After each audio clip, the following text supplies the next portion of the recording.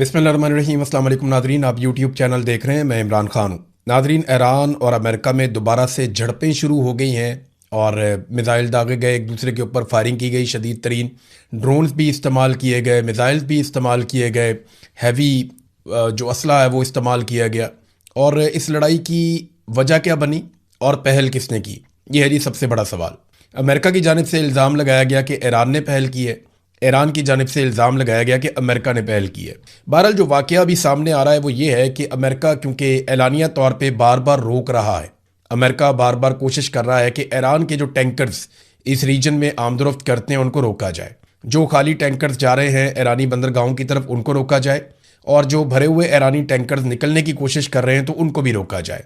और ये वो एलानिया तौर पर कर रहे हैं, और फायरिंग के वाक़यात भी होते हैं, वो टैंकर्स के ऊपर अटैक भी करते हैं, और ये उन्होंने बाकायदा ऐलान करके किया है। तो ईरान ने इसको अपने ऊपर हमला करार दिया था। ईरान ने पहले कहा था कि ये हमारे ऊपर एक अटैक है और ये जंगबंदी की खिलाफ वर्जी है। तो अमेरिका ने जासिक की बंदरगाह के करीब ईरानी ऑयल टैंकर के खिलाफ एक कार्रवाई की। अच्छा, ये जो जासिक की बंदरगाह है ये पाकिस्तान के बॉर्डर के नज़दीक है, यानी अगर आप आबना हुरमुज से गुजर के आ जाते हैं पाकिस्तान की जानिब बड़े समंदर में, जहाँ अमेरिका ने ब्लॉकेज लगाया हुआ है, तो अमेरिका के ब्लॉकेज से बहुत पहले फजीरा की बंदरगाह है सामने वाली साइड पे जो यूएई की है, और यूएई की बंदरगाह के सामने वाली साइड पे जासिक की बंदरगाह है। उसके बाद अगर पाकिस्तान की तरफ चलें तो फिर एक चाबहार बंदरगाह आती है, और उसके बाद पाकिस्तान की गवादर की बंदरगाह आ जाती है। तो ये पाकिस्तान से ज़्यादा दूर नहीं है। जिस जगह पे अमेरिका ने निशाना बनाया ईरानी ऑयल टैंकर को, उसके बाद ईरान ने वापस अटैक किया अमेरिका के 3 जंगी जहाज़ों पर। ईरान का जो दावा है या ईरान ने जो बात की, उन्होंने कहा जी कि 3 अमेरिका के ऐसे जंगी बहरी जहाज़ हैं जो आबना हुरमुज़ के अंदर बड़ी खामोशी से दाखिल हो रहे थे, और इसके अलावा अमेरिका ने हमारे टैंकर्स के ऊपर अटैक किया था, तो हमने वापस अटैक किया, और उस अटैक के नतीजे में अमेरिका के ये जहाज़ इनको नुकसान पहुंचा और वो यहाँ से दूर भाग गए। अब ये ईरान का कहना है। ईरान के सरकारी नशरियाती इदारे ने आबना हुरमुज़ में धमाकों की इतला भी दी है। वहाँ पे जो बंदर अब्बास की बंदरगाह है, जो आबना हुरमुज़ के बिल्कुल सेंटर में वस्त में बंदरगाह है ईरान की, उसको बंदर अब्बास कहते हैं, वहाँ पे धमाकों की इतला दी गई। 6 धमाके रिपोर्ट हुए हैं, और ईरानी मुसल्लह फ़ौज और दुश्मन के दरमियान फायरिंग का तबादला भी हुआ आबना हुरमुज़ में। और इसराइली ज़रिए ने बीबीसी को बताया कि जुमेरात की शाम आबना हुरमुज़ में होने वाले हमलों में इसराइली मुलव्वस नहीं है, ये अमेरिका की और ईरान की लड़ाई हुई है। ईरान का जो सरकारी नशरियाती इदारा है IRIB, उनकी जानिब से टेलीग्राम पर जारी ईरान की फ़ौज के तर्जुमान से मंसूब एक बयान जारी किया गया है, और इस बयान में कहा गया कि मुत्तहिदा अरब अमारात की बंदरगाह फजीरा के बिलमुकाबिल आबना हुरमुज़ में दाखिल होने वाले एक और जहाज़ को भी निशाना बनाया गया है। इस बयान में दावा किया गया कि अमेरिका की तरफ से बंदर खमीर, सियरेक और जजीरा कशम के साहिली इलाकों में भी फ़िज़ाई हमले किए गए हैं। इस बयान में मज़ीद कहा गया कि ईरान की मुसल्लह फ़ौज ने फौरी तौर पर जवाब दिया और अमरीकी फ़ौजी जहाज़ों पर हमला किया, जिससे उन्हें नुकसान पहुंचा है। ये बहरी जहाज़ हैं जिनके ऊपर अटैक किया गया है। अमरीकी सेंट्रल कमांड सेंटकॉम ने दावा किया कि ईरान ने उसके बहरी जंगी जहाज़ों पर उस वक्त हमला किया जब वो आबना हुरमुज़ से गुजरकर खलीज ओमान की तरफ बढ़ रहे थे, और उन्होंने एक आजी बिला इश्तियाल ईरानी हमलों को अपने नाकाम बनाया और अपने दफा में जवाबी कार्रवाई भी की है। अब सेंटकॉम ये कहता है कि ये एक बड़ा हमला था जो ईरान की जानिब से किया गया। वो ये कहते हैं कि ईरानी फ़ौज ने बहुत सारे मिसाइल, ड्रोन, छोटी कश्तियों के जरिए बहुत ज़बरदस्त किस्म का अटैक किया, और अमेरिका ने जवाबी कार्रवाई की, लेकिन कोई भी अमरीकी असासा उनका निशाना नहीं बन सका, यानी ईरान ने अमेरिका को कोई बड़ा नुकसान नहीं पहुंचाया। ईरान का दावा है कि उन्होंने नुकसान पहुंचाया है। बहरहाल ईरान के मुख्तलिफ इलाकों में धमाकों की आवाज़ें सुनी गई, और दूसरी जानिब धमाकों की आवाज़ें जो है वो समंदर के अंदर भी आ रही थी। ईरान क्योंकि वहाँ पर बम मार रहा था, तो कुछ ऐसे मनाजिर, कुछ विजुअल भी सामने आए हैं। अब अमेरिका और ईरान एक दूसरे पर इल्ज़ाम तो लगा रहे हैं, लेकिन क्या इससे जंगबंदी वाकई बड़े पैमाने पर ख़तरे में पड़ जाएगी? देखिए, अमेरिका दोबारा जंग शुरू करना नहीं चाहता। ये हमने पीट हेग्सेथ के मुंह से भी सुना, और ये बात हमने डोनाल्ड ट्रंप के मुंह से भी सुना। अगर अमेरिका ने जंग करनी होती और एक लंबी जंग में वो जाना चाहता तो मेरे ख्याल में वो चला जाता अब तक, और डोनाल्ड ट्रंप बार बार अपनी धमकियों से वापस ना हटता।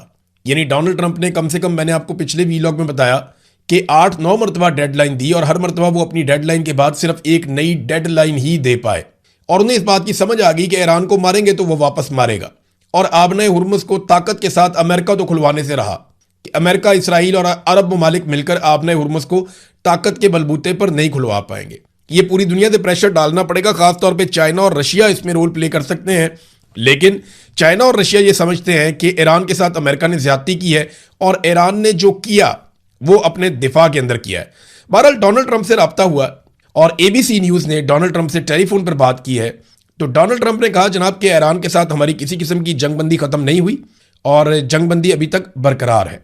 अमरीकी हमलों की तरफ इशारा करते हुए डोनाल्ड ट्रंप ने कहा कि यह बस प्यार भरा एक धक्का है। ये नहीं, हमने हल्का सा पुश किया, ये प्यार भरा धक्का है, ये कोई जंग नहीं है, कोई लड़ाई नहीं है। तो डोनाल्ड ट्रंप ने इससे जान छुड़ाने की कोशिश की। उसके पीछे एक रीजन है। वो रीजन क्या है, जरा आप ये देखिए। यहां पे मेरे पास एक खबर है और सीआईए ने डोनाल्ड ट्रंप को आगाह किया है।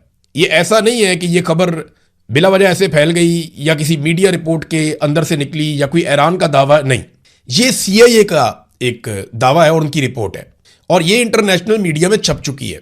अमेरिकन इंटेलिजेंस एजेंसी सीआईए की एक खुफिया रिपोर्ट में एक इंकशाफ हुआ है कि शदीद बमबारी के बावजूद ईरान के पास अब भी अपने तकरीबन 75% मोबाइल मिसाइल लॉन्चर्स और 70% मिसाइल जखीरे बाकी हैं, बरकरार हैं। इसको जरा आप समझिए। ईरान ने जितने मिसाइल चलाए या अमेरिका ने ईरान के जितने मिसाइल तबाह किए या जितनी मिसाइल साइट्स के ऊपर अटैक किया, वो सारा मिलाकर ईरान का जो टोटल मिसाइलों का नुकसान हुआ है, जो चला दिए, जो ज़ाया हो गए, जो तबाह हो गए, वो है 30% और बाकी जो बच गए हैं वो 70% है। डोनाल्ड ट्रंप का दावा कुछ और है, लेकिन सीआईए की रिपोर्ट और खुफिया रिपोर्ट कुछ और कह रही है कि ईरान के पास कम से कम अपना 70% जखीरा बाकी है मिसाइलों का। और मिसाइलों को चलाने के लिए जो उनके मोबाइल लॉन्चर्स हैं, याद रखिए वो एक जगह से मिसाइल नहीं चलाता, वो उनके मोबाइल लॉन्चर्स हैं जो मूव करते हैं ईरान के मुख्तलिफ इलाकों में। वो एक हमला किसी और एरिया से करते हैं, दूसरा कहीं और से करते हैं, तीसरा कहीं और से करते हैं। इसकी वजह से अमेरिका को, इसराइल को मुश्किल होती है कि ये पता करने में कि ये अगला हमला किस जगह से करने वाले हैं और हमने किस जगह पे काउंटर करना है। ये ईरान की एक कामयाबी, उनकी स्ट्रेटजी है। उनके मुल्क का रकबा बहुत बड़ा है तो उन्होंने इससे फायदा उठाया। तो जो मोबाइल लॉन्चर्स हैं मिसाइल चलाने वाले, वो 75% अभी ईरान के बरकरार है, सिर्फ 25% उनके ज़ाया हुए, जबकि 70% उनके मिसाइल भी बरकरार है। और सीआईए की इस रिपोर्ट में एक और दावा भी किया गया कि ये जो जंगबंदी का टाइम है, इसमें ईरान ने बड़ी तेजी से अपनी जो मिसाइल साइट्स हैं उनको बहाल किया, बल्कि जो उनके मिसाइल कुछ हद तक तबाह हुए थे उनकी मुरम्मत भी की, उनको ठीक किया और उसके अलावा दोबारा से अपनी प्रोडक्शन भी कई चीज़ों में उन्होंने शुरू कर दी। जैसे कि वो ड्रोन बनाते हैं, वो मिसाइल्स बनाते हैं। ईरान किसी और से नहीं खरीदता, टेक्नोलॉजी उनके पास है और वो खुद इसको बनाते हैं। उनके पास बहुत बड़ी तादाद में पूरी एक फौज है ईरान के पास इंजीनियर्स की, जिनमें लड़के लड़कियां बहुत बड़ी तादाद में, और वो दिन रात काम करते हैं। वो इसको ऐसे जुनून की तरह वो काम करते हैं क्योंकि उनकी जंग बहुत बड़े मुल्क के साथ है, लिहाजा वो दोबारा से अपनी प्रोडक्शन कर रहे हैं। डोनाल्ड ट्रंप ने जो स्टेटमेंट दिया था, डोनाल्ड ट्रंप ने यह कहा था कि ईरान के पास 18 या 19% मिसाइल बाकी बचे हैं। देखिए, मेरे ख्याल में डोनाल्ड ट्रंप को जो एक ब्रीफिंग दी गई है ना, उसमें उन्हें बताया गया कि 18 या 19% उनके सिर्फ ज़ाया हुए हैं और बाकी उनके पास हैं। तो डोनाल्ड ट्रंप ने जो है ना वो इसको रिवर्स कर दिया, क्योंकि वो एग्जैजरेट करके चीज़ें बताते हैं। डोनाल्ड ट्रंप की कोशिश है कि ईरान का नुकसान ज़्यादा से ज़्यादा बताया जाए। देखिए ना, आपको याद होगा डोनाल्ड ट्रंप ने क्या कहा था कि ईरान की बहरिया बिल्कुल मुकम्मल तौर पर तबाह हो गई है और अब उनके पास कुछ भी नहीं बचा। और अभी भी आपने हुर्मुज़ पे ईरान का कंट्रोल है।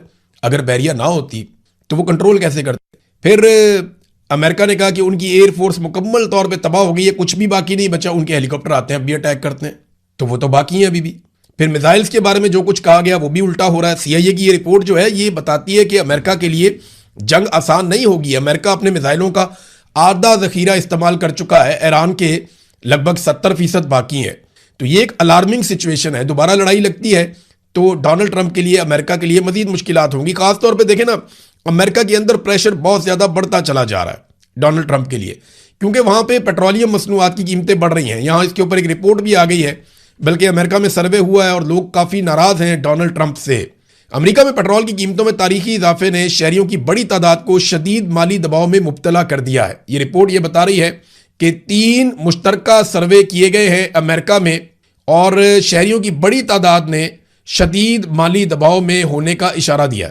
सर्वे में 81% अमरीकियों का कहना है कि ईंधन की बढ़ती हुई कीमतों ने उनके घरेलू बजट को मुतासिर किया है और ज्यादातर लोग ये समझते हैं कि डोनाल्ड ट्रंप इस सूरत हाल के लिए जिम्मेदार है। सियासी वाबस्तगी के लिहाज से जो डेमोक्रेट से ताल्लुक रखने वाले लोग हैं उनके 99% और 63% जो आज़ाद लोग हैं जिन्होंने अपनी राय दी, जबकि डोनाल्ड ट्रंप की अपनी पार्टी के 32% लोगों ने डोनाल्ड ट्रंप को इस सारी सूरत हाल के लिए जिम्मेदार करार दिया। अब आप यहां से अंदाजा कर लें कि 63% अमरीकी कह रहे हैं कि डोनाल्ड ट्रंप ही जिम्मेदार है इस बहरान का, जो बहरान इस वक्त पेट्रोलियम मसनूआत के हवाले से बढ़ती हुई कीमतों में अमेरिका को उसका सामना है। एक और चीज़ भी है कि दुनिया के ममालिक भी ये समझना शुरू हो गए हैं कि अमेरिका ने दुनिया के लिए एक बहरान पैदा कर दिया और एक ऐसी लड़ाई ले ली जिसकी ज़रूरत नहीं थी, गैर ज़रूरी लड़ाई लड़ी, किसी किस्म का कोई फ़ायदा भी हासिल नहीं हुआ, कोई टारगेट अचीव नहीं हुआ, उल्टा पूरी दुनिया की इकॉनमी को ठुस कर दिया और पूरी दुनिया को मुश्किलात में डाल दिया। आपने हुर्मुज़ के अंदर जो कुछ अब हो रहा है उसका खुमियादा पूरी दुनिया भुगत रही है, ख़ासतौर पर खलीजी ममालिक। अब यहाँ पे डोनाल्ड ट्रंप की बातचीत हुई है यूरोपीय कमीशन की सदर से। इसमें डोनाल्ड ट्रंप ने खुद ट्वीट करके इसके बारे में जो बताया वो मैं आपके सामने रखता हूँ। डोनाल्ड ट्रंप को वैसे भी आदत है धमकी लगाने की, तो वो हर एक को धमकी लगा देते हैं। वो कहते हैं जी हमने कई मौज़ूआत पे बातचीत की और हम इस बात पे मुत्तहिद हैं कि ईरान के पास कभी भी जौहरी हथियार नहीं होने चाहिए। वो अपने लोगों को मारते हैं तो ऐसे लोग बम पर काबू नहीं रख सकते, वो लाखों इंसान की जान ले सकता है। मैं सब्र के साथ इस इंतजार में हूं कि यूरोपीय यूनियन तारीखी तजारती मुआहदे के लिए अपने हिस्से को पूरा करे, जिस पर हमने मुख्तलिफ मुलाकातों के अंदर इत्तफाक किया था, जो अब तक का सबसे बड़ा तजारती मुआहदा है। ये भी उन्होंने तजारती मुआहदे की भी बात की, क्योंकि देखिए वो ये बता रहे हैं कि हमारी इकॉनमी तबाह हो गई है। यूरोप का जो बंदा भी डोनाल्ड ट्रंप से बात करता है वो यही बात करता है कि ये क्या पंगा आपने डाल दिया, इसकी वजह से हमारी इकॉनमी को इफेक्ट हो रहा है। जब इकॉनमी की बात हुई तो डोनाल्ड ट्रंप ने अपनी ट्रेड की बात की अमेरिका के साथ उनकी, और वहां पे एक वादा था कि यूरोपीय यूनियन जो है वो टैरिफ को सिफर कर देगा अमेरिका के लिए। तो उन्होंने कहा जी कि उसके लिए मैंने टाइम दे दिया कि हमारे मुल्क की 250वीं सालगिरह तक का वक्त मैंने डेडलाइन दे दी है यूरोपीय यूनियन को कि वो अपने टैरिफ को हमारे लिए सिफर कर दे। बसूरत दीगर बदकिस्मती से उनके टैरिफ में फौरी तौर पर बहुत ज्यादा सतह पर इजाफा कर दिया जाएगा। इधर फिर धमकी लगा दी डोनाल्ड ट्रंप ने। ट्रंप की जुबान में मुझे ऐसा लगता है कि जब तक डोनाल्ड ट्रंप 2 4 5 धमकियां ना लगाएं सुबह से शाम तक, डोनाल्ड ट्रंप को शायद सुकून नहीं मिलता। नादरीन अब आ जाए पाकिस्तान के अंदर खबरों में, लेकिन उससे पहले डोनाल्ड ट्रंप ने चाइना जाना है और चीन का दौरा करना है। 1 हफ्ता बाकी है और इसमें यह बहुत इंपॉर्टेंट एक दौरा होने जा रहा है डोनाल्ड ट्रंप का चीन में। इसमें जो बड़े इश्यूज हैं, तो ट्रेड का बहुत बड़ा इशू है, अमेरिका और चाइना के बीच में एक सर जंग चल रही है, पैसे की एक लड़ाई है, डॉलर आगे जाएगा, युआन आगे जाएगा, फ्यूचर के अंदर सुपर पावर कौन होगा, इकोनॉमी की एक वॉर है, दोनों मुल्कों के बीच में चलती रहती है। अमेरिका जो भारत के बहुत सारे नखरे बर्दाश्त करता है वो इसलिए भी करता है कि वो भारत को चाइना के खिलाफ एक हथियार के तौर पे हमेशा रखना चाहता है। ये बात सब लोग समझते हैं। भारत अमेरिका का नाक का बाल इसीलिए है कि वो चाइना के बिल्कुल साथ है और एक बहुत बड़ी आबादी है, बल्कि दुनिया की सबसे बड़ी आबादी है ऑलमोस्ट। तो अब ये जो दौरा है इसमें 3 चीजें बहुत इंपॉर्टेंट होंगी। एक तो इकोनॉमी, एक बहुत अहम चीज आबने हुर्मुज़, और एक ताइवान। तो ताइवान के हवाले से चाइना ने फिर स्टेटमेंट जारी किया है कि अमेरिका और चाइना के बीच में जो ताल्लुकात हैं उनमें ताइवान एक सुर्ख लकीर है। चीन ये कहता है कि ताइवान हमारा है, जबकि अमेरिका ये कहता है कि ताइवान एक अलग आजाद मुल्क है और वो ताइवान को सपोर्ट करता है। इस पर एक वीलॉग बनाएंगे। देखिए बहुत सारे वीलॉग्स करने हैं, मैंने आपको बहुत सारी चीजें, बड़ी इंटरेस्टिंग इंफॉर्मेशन है, खासतौर पे शुमाली कोरिया के हवाले से कैसे चलता है, जनूबी कोरिया से कैसे मुख्तलिफ है और वहां लोग किस तरह जिंदगी गुजारते हैं, वो बहुत इंटरेस्टिंग एक सब्जेक्ट है। इसी तरह चाइना और ताइवान के बीच में क्या है, इस पर हमें जरूर बात करनी चाहिए। तिब्बत के मामला क्या है इंडिया और चाइना के बीच में, ये बहुत सारी ऐसी चीजें, माजी में हम बात करते थे इन चीजों पे, लेकिन ये सारे टॉपिक्स अभी डिस्कस नहीं हो पा रहे। खासतौर पे मैंने एक ग्रीनलैंड के ऊपर भी वीडियो करनी थी, मैंने आपको कहा था, लेकिन पाकिस्तान के पॉलिटिकल हालात ऐसे हैं, किसी एक जगह पे करंट अफेयर रुकता ही नहीं है। जब रुकेगा तो इंशाल्लाह हम इन सारी चीजों पे बात करेंगे। तो नाजरीन, पाकिस्तान ने भी एक उम्मीद बांध ली है और मेरी इत्तला यह है कि पाकिस्तानी बहुत कोशिश कर रहे हैं, पाकिस्तान का मौजूदा रजीम, कि डोनाल्ड ट्रंप जब चाइना के दौरे पर आए तो कम से कम आधा घंटा 1 घंटा सिर्फ इस्लामाबाद में स्टे करके निकल जाए और पाकिस्तान को जरा इसकी कोई इज्जत मिल जाएगी और पाकिस्तान का मौजूदा रजीम जो है उसको इसमें बहुत सपोर्ट मिल जाएगी। देखिए अगर ये डोनाल्ड ट्रंप का ये मामला तय हो भी गया पाकिस्तान की गवर्नमेंट के साथ, तो इसको खुफिया रखेंगे क्योंकि सिक्योरिटी बहुत फूल प्रूफ होनी चाहिए अगर डोनाल्ड ट्रंप पाकिस्तान आता है। बहरहाल इसका अभी तक तो कोई इम्कान नहीं है, लेकिन पूरी कोशिश है कि कुछ ना कुछ करके डोनाल्ड ट्रंप को राजी किया जाए, थोड़ी देर के लिए पाकिस्तान में आ जाए। पाकिस्तान की जो मौजूदा रजीम है उसकी ख्वाहिश तो ये होगी कि अगर डोनाल्ड ट्रंप भी पाकिस्तान में आ जाए, क्योंकि कुछ अर्सा पहले पाकिस्तान में कुछ लोग ऐसे दावे भी कर रहे थे और इस तरह की बातें सहाफ़ियों तक पहुंची भी थी कि जनाब, क्योंकि कॉरिडोर में जब बात होती है तो निकल जाती है कि जनाब ट्रंप को लाने की कोशिश हो रही है। तो ये कोशिश भी की जा रही है क्योंकि वो इस रीजन में बहुत करीब आ रहा है, तो पाकिस्तान को ऐसा लगता है कि शायद इस मौके से फ़ायदा उठाया जा सकता है। लेकिन अभी कुछ कह नहीं सकते। डीजीआईएसपीआर ने जो प्रेस कॉन्फ्रेंस की उसके बाद जो लोगों ने बकिए उधेड़े, जो कुछ डीजीआईएसपीआर ने कहा, उन्होंने सच के बारे में बात की कि सच सामने आ जाता है, सच ही बोलना चाहिए। इस पे लोगों ने कहा जो पाकिस्तान में सच बोलता है वो जबरी तौर पे लापता हो जाता है, या उसके घर वाले उठा लिए जाते हैं, या उसको टॉर्चर किया जाता है, या उसका कारोबार तबाह कर देते हैं, उसका घर तोड़ देते हैं। फिर डीजीआईएसपीआर ने कहा कि फौज का सियासत से ताल्लुक कोई नहीं है। लोगों ने वो कुछ बताया, फिर तौबा तौबा, वीडियो सबूत, ऑडियो सबूत, हर चीज निकाल के लोगों ने सामने रख दी कि जितनी सियासत पाकिस्तान की फौज ने की है, इस पूरे रीजन में किसी फौज ने इतनी सियासत नहीं की। और हर जर्नैल जब चला जाता है तब पता चलता है कि उसने कितनी सियासत की है। फिर सारे निकल निकल के गवाहियां देते हैं। एक बात डीजीआईएसपीआर ने बड़ी मजे की और मुझे एक ही बात का मजा आया सारी प्रेस कॉन्फ्रेंस में, जो सिंदूर वाली बात उन्होंने की, बड़ा इंजॉय किया कि यार कोई मर्दाना नाम ही रख लेते, ये सिंदूर का पीछा क्यों नहीं छोड़ते, ये क्यों जनाना नाम इन्होंने जंग के अंदर ऑपरेशन सिंदूर। मुझे भी ये नाम बहुत अजीब लगा था। कोई मंगलसूत्र रख लेते या कोई और नाम रख लेते, कोई मर्दाना नाम ऑपरेशन का। अगली दफा मोदी अगर ऑपरेशन करें तो डीजीआईएसपीआर से मशवरा कर लें, ये कोई अच्छा नाम बता देंगे कि इन्होंने कौन सा ऑपरेशन करना और उसका क्या नाम होना चाहिए। बहरहाल जो पाकिस्तान के अहम कोर इश्यूज हैं, देखिए पाकिस्तान की मिलिट्री हर चीज के अंदर शामिल है और इस वक्त पाकिस्तान की मिलिट्री एस्टेब्लिशमेंट चला रही है। लेकिन जैसे ही डीजीआईएसपीआर से दो चीजों पे सवाल किया गया, एक कश्मीर पे और एक पानी पे, तो उन्होंने उनका जवाब देने की बजाय उन्हें गवर्नमेंट पे डाल दिया कि इनका फैसला गवर्नमेंट करेगी और कश्मीर का फैसला कश्मीरी करेंगे। देखें, दुनिया भर के मामलात में हमने मामलात नबेड़ने हैं, दुनिया के हर पंगे के अंदर हम शामिल हैं। अब जब आपके डोनाल्ड ट्रंप से इतने अच्छे ताल्लुकात हैं तो सालसी करवा के कश्मीर का मसला हल करवाएं आप। कोई तो फायदा ले लेना डोनाल्ड ट्रंप से ताल्लुक का, आपको तो कोई फायदा नहीं हुआ, तो कश्मीर का ही मसला हल करने लड़के तो आपने आजाद करवाया नहीं 70 साल में, 80 साल में 3-4 दफा जंग हुई, आपको मौका मिला, आपने कश्मीर आज तक आजाद नहीं करवाया। तो जब कश्मीर लड़के आजाद नहीं करवाया तो फिर डोनाल्ड ट्रंप से ताल्लुकात का फायदा लेकर कश्मीर आजाद करवा लें। तो जब डीजीआईएसपीआर से कश्मीर का पूछा गया, ये दोनों मेरे पास हैं उनके क्लिप, कश्मीर वाले मामले पे वो क्या कह रहे हैं, ये थोड़ा सा आप बेशक सुन लें। पाकिस्तान का जो कश्मीर पे स्टांस है वो कांस्टेंट है और वो आपने फील्ड मार्शल की जबान से सुन भी लिया कि कश्मीर पाकिस्तान की शारग था, है और रहेगा। There should be no doubt about it. ये कायदे-ए-आज़म मोहम्मद अली जिन्ना का स्टेटमेंट है और ये हर आदमी ने कहा पाकिस्तान में, ये कोई पहली दफा किसी ने नहीं बोला ये स्टेटमेंट कि कश्मीर पाकिस्तान की शारग है। और कश्मीर का जो फ्यूचर है वो उनके अवाम ने तय कर, it is for the people of Kashmir to decide as per the United Nation Security Council resolution, as per the right of self जो उनको दिया गया है, खुद उन्होंने फैसला करना है कि हमने क्या करना। That is the right and that's what the future of Kashmir is. देखें, वो कह रहे हैं कि कश्मीर का फैसला कश्मीरी करेंगे, इधर पाकिस्तान का फैसला पाकिस्तानी नहीं कर पा रहे। पाकिस्तानी वोट देते हैं किसी और जमात को, आप उठा के किसी और को हुकूमत दे देते हैं। तो कश्मीरी कश्मीर का फैसला कैसे करेंगे? वहां तो भारत बैठा हुआ है, वो तो उनको करने ही नहीं दे रहा फैसला। तो इसमें आपकी राय क्या है? हर चीज के अंदर आप घुसे हुए हैं, मईशत के अंदर, हर खारजा पॉलिसी के अंदर, दाखिला पॉलिसी के अंदर, हर चीज में आप हैं। तो कश्मीर के मामले पे राय देनी चाहिए थी, लेकिन यहां पे उन्होंने कश्मीरियों के खाते में डाल दिया और उसके ऊपर उन्होंने कहा जी हमारा तो एक स्टांस है जो कायदे-ए-आज़म के दौर से अब तक है, उस पर ज्यादा बात नहीं की। अब आ जाए जरा पानी वाला इशू, जो आसमा शरादी साहिबा ने सवाल किया। अब वो सवाल किया था गरीदा फारूकी साहिबा ने, तो ये आसमा शरादी साहिबा ने जब पानी वाला सवाल किया कि इंडिया हमारा पानी रोक रहा है, तो उस पर क्योंकि डीजीआईएसपीआर ने कुछ अर्सा पहले कहा था कि तुम हमारा पानी रोकोगे हम तुम्हारा सांस रोक देंगे, बड़े गुस्से में कहा था, याद है आपको? अब ये सुने आप डीजीआईएसपीआर क्या कह रहे हैं। We are the final instrument of violence in the hands of the state of Pakistan. पानी जो सा है is an inalienable right. It is the it is nobody can be allowed कि वो 25 करोड़ आवाम की डेस्टिनी से खेल सके, because without water there is no life. इस इंस्ट्रूमेंट ऑफ वायलेंस को कब, कहां, कैसे इस्तेमाल करना है, ये इख्तियार है पाकिस्तान के अवाम के पास, पाकिस्तान की हुकूमत। लेकिन इख्तियार पाकिस्तान की अवाम के पास और पाकिस्तान की हुकूमत के पास है कि फौज ने कब हमला करके या किस वक्त पाकिस्तान का जो पानी जिस पे कब्जा किया हुआ है इंडिया ने उसको छुड़ाना है।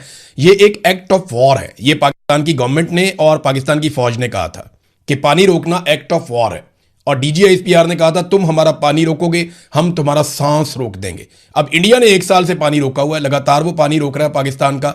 जब ये सवाल किया गया तो उन्होंने कहा जी इसके ऊपर फैसला पाकिस्तान की गवर्नमेंट करेगी कि हमें कब इस्तेमाल करना है। हम तो वायलेंट हैं, हम तो कर देंगे वायलेंस, लेकिन इसका फैसला हुकूमत करेगी। असूली तौर पर बात ठीक लगती है, लेकिन सारे फैसले तो इनके हाथ में। अब तक के लिए इतना ही, अपना ख्याल रखिएगा, अपने इस चैनल का भी। अल्लाह हाफिज। गुज़िश्ता 3 सालों में आपने 14 अगस्त का नाम इतनी बार नहीं सुना, आपने 23 मार्च का इतनी मरतबा जिक्र नहीं सुना।